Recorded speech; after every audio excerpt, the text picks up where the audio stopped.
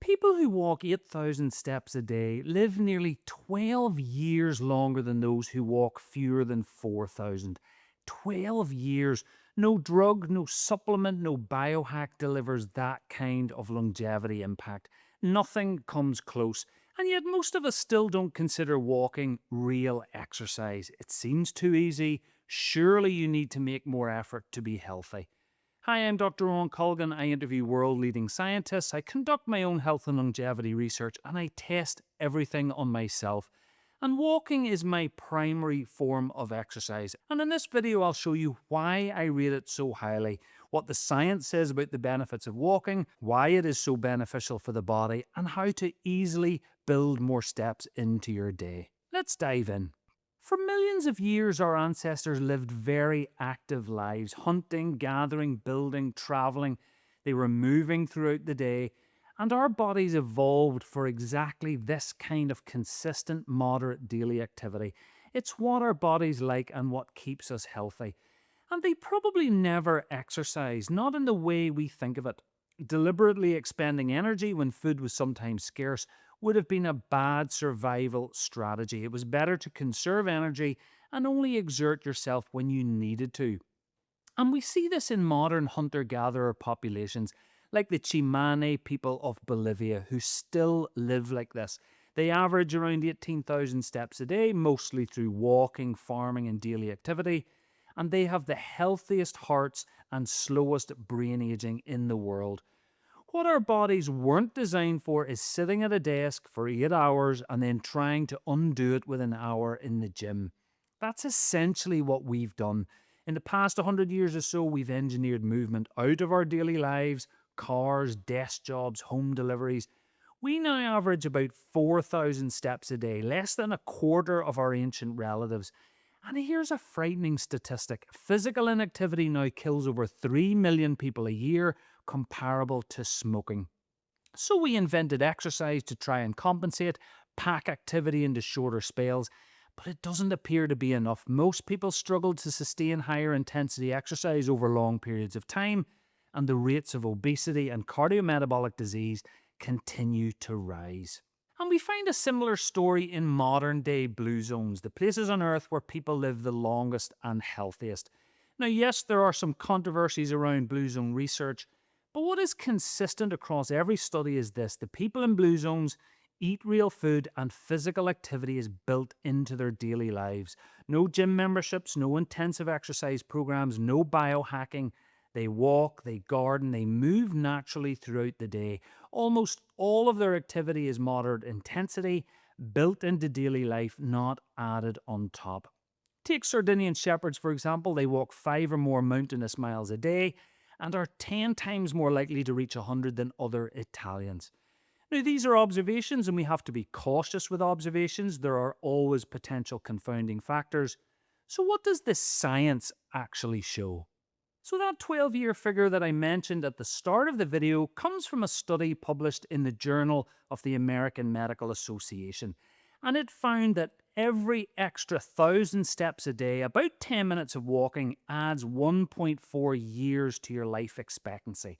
10 minutes, 1.5 extra years. And more recently, the largest meta-analysis ever published on this, 57 studies and over 160,000 people confirmed it. Adding more steps to your day significantly improves your life expectancy. But here's what's interesting. The biggest gains come right at the beginning, going from 0 to something. That's the steepest part of the curve. And then the benefits gradually tail off. So the study showed that going from 2,000 steps a day to 7,000 reduced all-cause mortality by 47%. But going all the way to 10,000 steps, 48%, only 1 extra percentage point. So peak benefit is around 8,000 to 10,000 steps for people under 60 and around 6,000 to 8,000 for over 60s. But it's worth re-emphasizing going from almost nothing to something is where the most profound gains are. So never discount the value of starting small. So why does walking extend life? Well, it's because it has profound effects inside the body and on almost every major disease. So here are just some of the effects. When you walk, your muscles start pulling sugar out of your blood for energy. Insulin sensitivity improves by 40 to 50% within a couple of hours, and that effect lasts up to 3 days from a single walk. Over time, your muscles build new blood vessels, blood flow improves, and your metabolism becomes more efficient, reducing the risk of diabetes and weight gain. And your cardiovascular system adapts too. Walking increases the production of nitric oxide, which opens your blood vessels, lowers blood pressure, and reduces arterial stiffness. Your heart becomes more efficient, your arteries more flexible. Over time, this meaningfully reduces your risk of heart attack and stroke. Walking also triggers a powerful anti-inflammatory response. Your muscles release signaling molecules that actively reduce chronic inflammation throughout the body, and chronic inflammation being one of the key drivers of heart disease, cancer, diabetes, and dementia. Regular walking reduces key inflammatory markers by 30 to 40%. And then there's the brain. Walking increases a molecule called BDNF, brain-derived neurotrophic factor, which promotes the growth of new brain cells and new connections. And the net effect of all of this: walking reduces heart disease risk by up to 31%, matching statins. It cuts type 2 diabetes risk by 39% and beats the drug metformin for diabetes prevention. It lowers the risk of 7 different cancers. It's as effective as antidepressants for depression. Even a short daily walk cuts dementia risk by 25%. Older adults who walk just 3 times a week show actual growth in the brain's memory centers, and it protects your joints. Regular walkers have more cartilage, not less. If walking were a drug, it would be the most heavily prescribed medication in history. And there's another reason walking matters so much. It's sustainable. The best exercise for longevity isn't the most intense, it's the one you'll actually do consistently for the rest of your life. Consistency trumps intensity. 50% of gym members quit within 6 months, and that's not surprising. After a long day, shall I go to the gym is a decision most of us will eventually stop winning. But walking is different. It's free, no equipment, no recovery time, and it can be woven into what you're already doing rather than added on top. In the Netherlands, for example, people cycle and walk everywhere, to work, to school, to the shops, not for exercise, because it's just how they get around. And the result? Dramatically lower rates of obesity and chronic disease than the UK or USA. The key is building it into your everyday life so it becomes your new lifestyle rather than your latest health kick. Like brushing your teeth, nobody decides each night whether to brush their teeth. It's just what you do, and the same should be true of walking. So here's one strategy to incorporate more walking into your life. First, find a simple way to track your steps. It's really helpful to know your baseline and then see your progress. Smartwatches work really well, and there are fairly cheap options. But your phone can probably already do this, but you may need to add a pedometer app, and there are free options. And then you're going to aim for around 78,000 steps a day. That's the optimal range for most people, but take your time getting there. Start small and work up. And here are some ways to do that. Build one focused walk into your day. Start with an easy amount. Even 10 minutes has real benefits. It could be first thing in the morning, during your lunch break, after dinner. Make it as easy and enjoyable as you can. Use the time to listen to music or phone a friend. That's how you build habits that stick. Build movement into your everyday life. Walk to the shops instead of driving. Get off the bus a stop early. Take the stairs. Take the longer route whenever you can.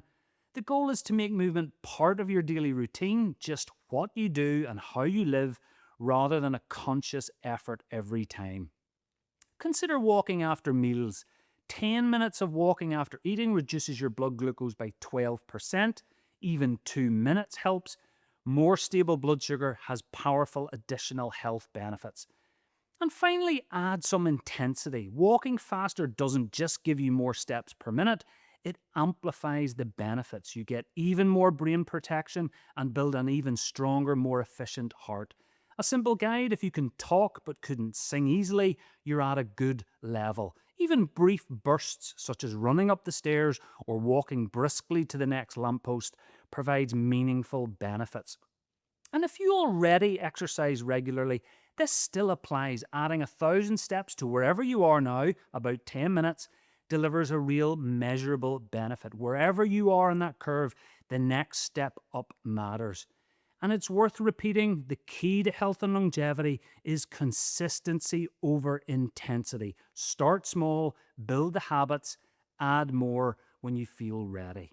Now, walking on its own will give you incredible health benefits. It's the foundation of a long and healthy life. But if you want to take it further, there are two things worth considering. The first is aerobic exercise, getting a bit more out of breath. This pushes your cardiovascular fitness beyond what walking can do alone, and walking faster is part of that. But also some strength work, because after 30 we start to lose muscle mass, and if you don't use it, you lose it quickly, and that can have significant negative impacts on your health. I'll be covering both in upcoming videos, so subscribe and turn on notifications so you don't miss those. So walking is one of the most effective and sustainable things you can do for your long-term health. Do not discount it. It outperforms almost everything else. It's the foundation of my own lifestyle change, which took me by surprise.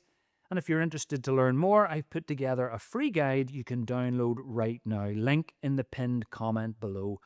I'd also love to hear your stories about exercise and walking, so please drop me a comment or a question and I'll get back to you. Thank you so much for watching.